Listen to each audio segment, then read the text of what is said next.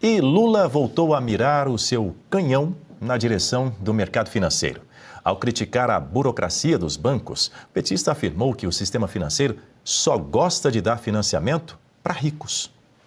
Eu quis financiar carro, sabe, táxi, Uber, motocicleta.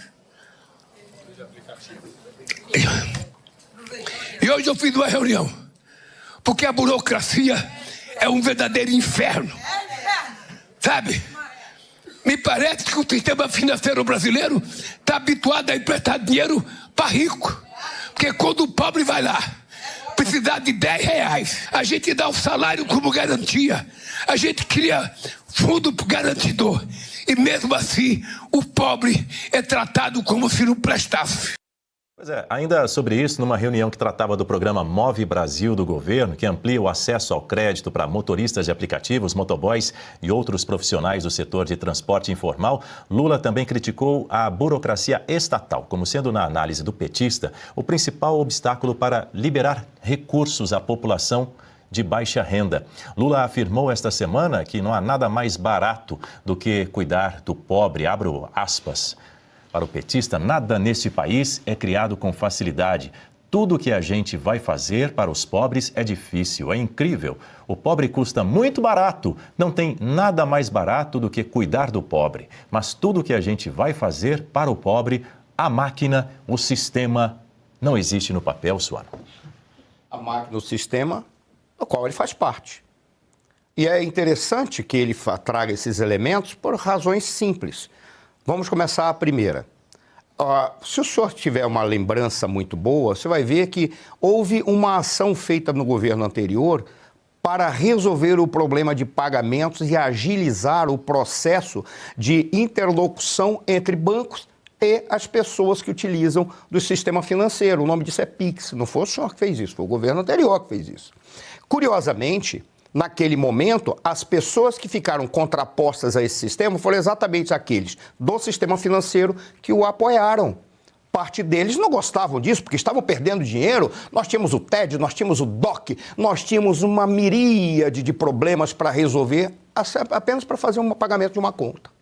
Foi o governo anterior que resolveu, não foi o seu. E esse sistema financeiro que o senhor acusa de dizer que não se preocupa com o pobre, curiosamente, é o sistema financeiro que ele apoiou, porque não acreditava na possibilidade de diversificar o número de empreendedores e bancos para criar um sistema financeiro concorrencial. Eles lhe apoiaram. É curioso também que o senhor pega e diz assim, é muito barato cuidar do pobre. Eu digo o contrário, é caro cuidar do pobre, em especial quando o governo tem a pretensão de eternizar o pobre na pobreza. Porque senão não tem nicho eleitoral para estar dando migalhas e para estar dando esmolas e dizer que essas esmolas só caem porque são os governos que estão dando. Se esse governo não existisse, eles não receberiam a migalha, não receberiam a esmola. Por isso que é tão caro cuidar do pobre. Para cuidar do pobre é simples. Fazer um planejamento econômico correto, políticas públicas adequadas e, acima de tudo, retirar o Estado e os políticos da interferência na economia, para que eles não tenham benefícios. Assim, o pobre vai ter o maior projeto de inclusão social, que se chama emprego. Porque o emprego vai ser gerado exatamente por uma economia saudável, em que o governo não está gastando para ficar viajando pelo mundo inteiro, para ficar comprando nichos eleitorais. Esse é o ponto fundamental, presidente. É isso que o senhor deve estar atento. Ir ao banco para pedir e o banco não cede por uma razão muito simples. Porque o banco não tem a obrigação de ceder com quem não vai ter capacidade de pagar. E essas pessoas não têm capacidade de pagar porque elas não têm emprego, porque elas não têm garantias. Exatamente porque são retiradas daqueles que querem que essas pessoas vivam da esmola. Aí é que está o detalhe. Talvez o senhor tenha apenas que focar a questão de quem é o responsável por tratar o pobre de uma maneira tão cara. Certamente não é o pobre, não é o sistema financeiro. São aqueles que tomam decisões e têm projetos de país, de economia, que simplesmente priorizam manter o pobre na pobreza. Deixa eu chamar mais uma vez aqui a Guta Pini. Guta Pini, você se lembra, no final do ano de 2023, Lula disse o seguinte, que as pessoas deixam de votar no PT quando elas melhoram em 1 milímetro o padrão de vida e também quando estudam em linha com o que acaba de dizer o professor Marcelo Suano. Inclusive, isso foi destaque numa reportagem do nosso site aí, escrita pela repórter Tawane Catano, dia 11 de dezembro de 2023. Lula disse, metalúrgico com salário de 8 mil não quer voltar na gente? Diga, Guta. Exatamente, é o método PT. O Brasil não se encontra nesse estado de coisas por acaso. Isso é um projeto, é um poder, é muito... Gente, é um completo absurdo ouvir o Lula falar que o sistema, que a máquina é burocrática, não deixa o pobre avançar, dificulta a vida do pobre. São 2 décadas de PT gerenciando a burocracia e a pobreza. O que o Lula está falando de máquina? Ele e o seu partido gerenciando isso há 2 décadas. Eles são parte disso. E agora, novamente, esse discurso de pobres contra ricos. Toda eleição isso volta na boca do Lula. Sempre os banqueiros, o capitalista, aquele que é o malvadão. Quando, nos governos petistas, os bancos nunca lucraram tanto. Taxa de juros nas alturas, inclusive esses programas Desenrola, isso aí vocês acham que beneficia quem? Boa parte desses enrolados não pagariam mais essa dívida. Os bancos já não contavam mais com esse dinheiro, no fundo perdido. E aí vem o governo, ele não vai salvar as pessoas, ele vai salvar os bancos, dando essa linha de crédito para que eles possam pagar os bancos. Então, isso não é um descolamento da realidade, não.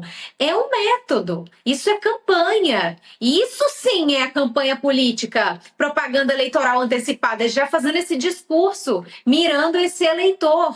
É um método. O professor Suano foi preciso em toda a sua explicação. É manter a pobreza, porque a pobreza é a plataforma dessas pessoas. Sem pobreza, eles vão falar o quê? Eles não têm outro discurso. Eles não têm discurso de prosperidade, de empreendedorismo. Não, é sempre o discurso de dar as coisas de graça. É o pé de meia, é dar um programa de financiamento.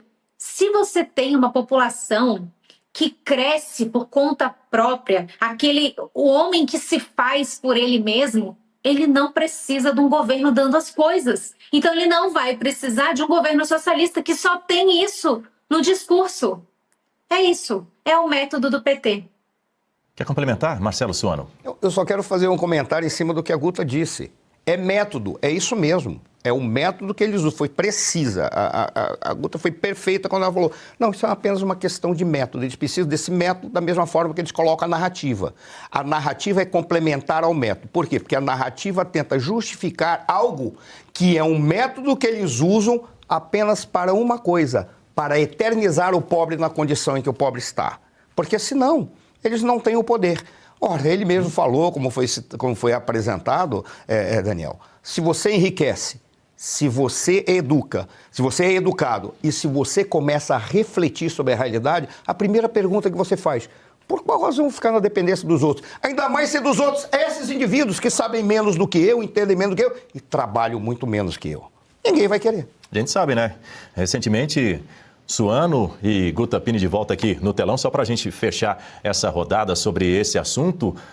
Quanto nós temos conversado aqui com os nossos comentaristas de economia convidados a respeito, sobretudo, da questão da inflação ali, quanto a inflação está pesando no bolso do brasileiro, a diminuição no custo, né, aliás, no poder de compra do cidadão brasileiro. Olhando por esse lado, se quem vota, né, quem deixa de votar no PT é porque está ganhando muito, com tanta gente ganhando bem abaixo do que precisa para sobreviver, né, Guta Pini? Com certeza ali vai conseguir angariar, então, alguns votos ou não?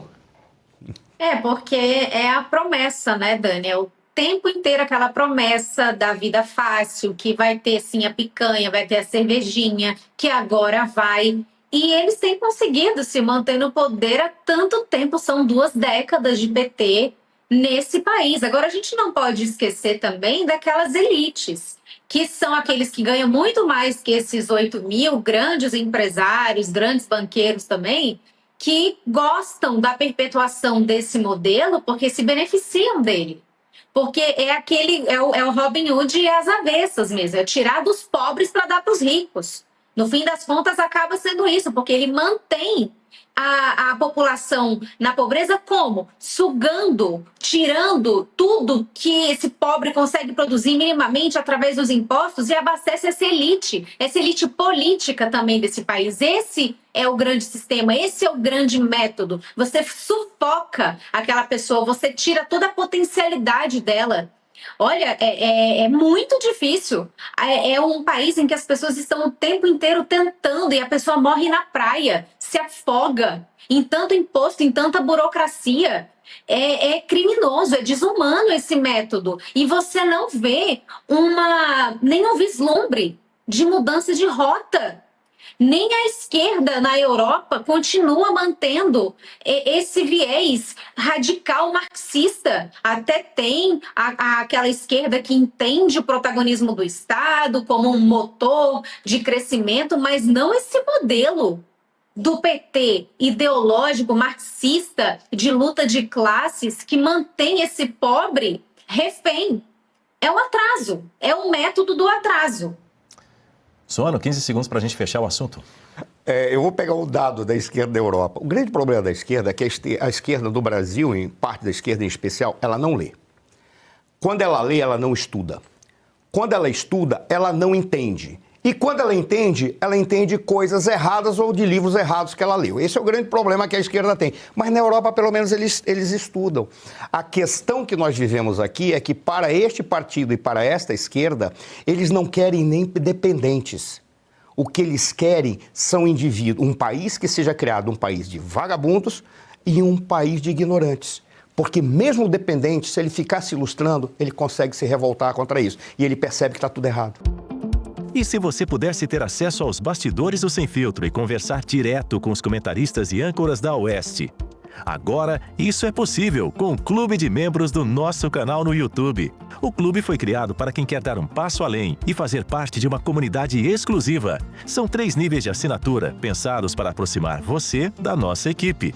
No plano apoiador, você ganha destaque no chat, figurinhas personalizadas e acesso a publicações exclusivas na comunidade do canal. Quer estar ainda mais perto da Oeste? Nos níveis Engajado e VIP, nós liberamos acesso às lives fechadas com nossos apresentadores e comentaristas, nas modalidades mensal ou semanal. Você também participa de sorteios de livros e produtos da Oeste, além de acesso antecipado a vídeos e a uma visão direta dos bastidores do programa Oeste Sem Filtro. Faça parte do nosso clube de membros e tenha acesso a lives exclusivas comigo e com todo o time da Oeste. Se você acredita na importância de um jornalismo livre, independente e comprometido com os fatos, clique agora no botão Seja Membro e conheça todos os detalhes e vantagens de cada plano.